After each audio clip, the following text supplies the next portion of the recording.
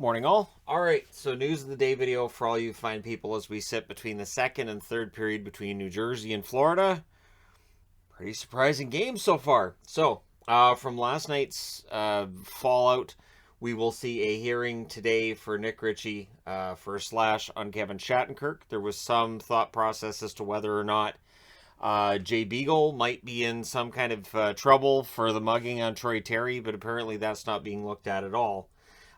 Phil Kessel is your new Iron Man in the NHL. So his record, which is currently at 968, is going to be the new active record, as Keith Yandle will be a healthy scratch tonight against the Toronto Maple Leafs.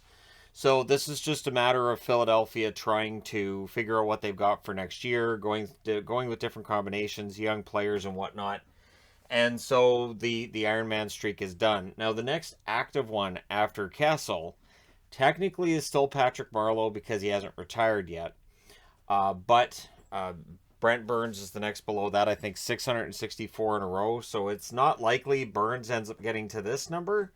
That's another, 4 years? So Kessel won't break the 989 games record this season. He would break that next season. Where would he play next season to break that record? That remains to be seen. So, yeah, Kessel's going to be the new Iron Man, and as I said, Ritchie having that hearing. It's too bad for Ritchie on some level because he's had a good resurgence with Arizona. He probably gets a game or two. I'm going to say a game, maybe two. I don't think it's going to be anything big, but again, that game last night really got out of control late, didn't it? For Calgary, news for them, Sean Monahan on LTIR. He will not be returning this season. His year's over. He's having hip surgery, so it's not the same hip he was having problems with previously. And so that's always concerning when a player is getting hip surgery, especially for Monahan, who was already having a down year and has been struggling to score.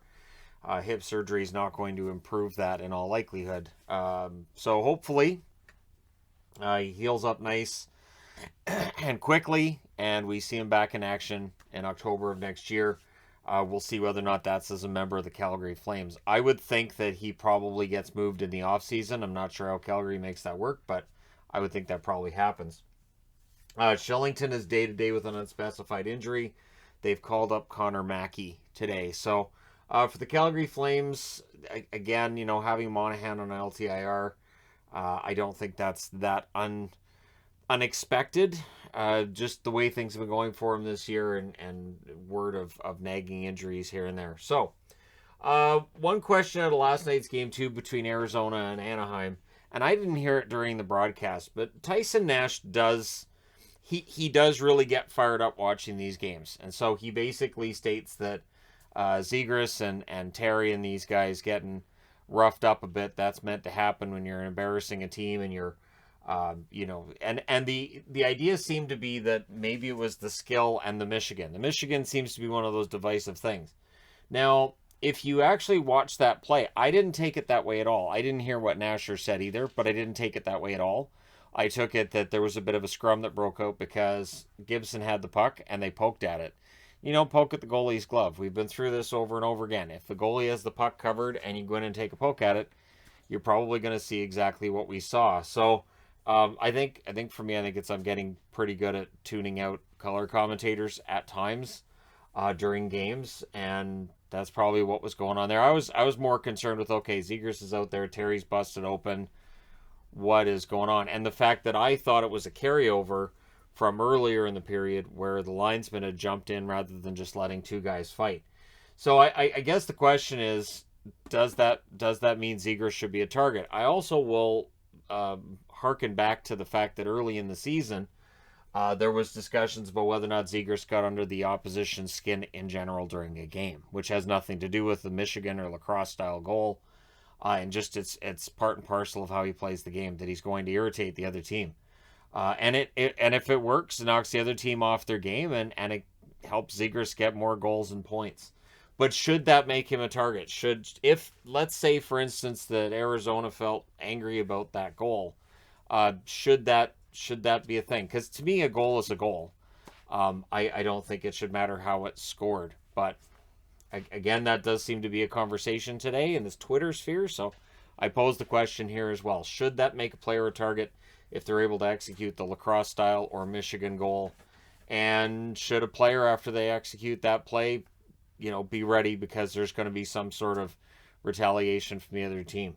The interesting thing being, I can't remember in other instances where he's done that or he's tried it where there's been retaliation. So I don't think that's as much of a big deal as it's being made out to be right now. But hey, so Rick Genetti, he retiring this year, broadcasting Buffalo games from 1971 through until this year. Had a nice photo opportunity last night with the team on the ice. They took a team photo with RJ right in the middle of it. So it's been a good story, and honestly, the Buffalo Sabres over the last couple of months have been a pretty good story of themselves. Their record getting a lot better, their play a lot better, and just you can see that the future is pretty bright for Buffalo, and it's not based around one guy. I think with the Eichel era, I think there was too much pressure on just one guy to turn everything around, and it feels like now it's more of all 20 guys on the roster helping to turn things around, and I think that's the way it should be done anyways. Interesting stat put out by the NHL today that if both Calgary and Edmonton were to make the playoffs this year, and there's a good chance they both make it, that it's only the 8th time in 35 years that they do. So for me, hoping to see a Battle of Alberta at some point in time soon, this is part of the reason why we don't see the Battle of Alberta, is because they don't both make the playoffs. They have to both make the playoffs in order to have a Battle of Alberta. So I don't know that we see it this year, but there's the possibility we get that in the second round if Calgary survives the first round. If the Oilers, say, played the Kings and were able to knock them off, then we get the Battle of Alberta in round 2. I would be quite happy with that. So New Jersey, who are having a day right now, and I'm not getting into spoilers on that in case you haven't watched, or if you're PVRing it for later, but they're having a day.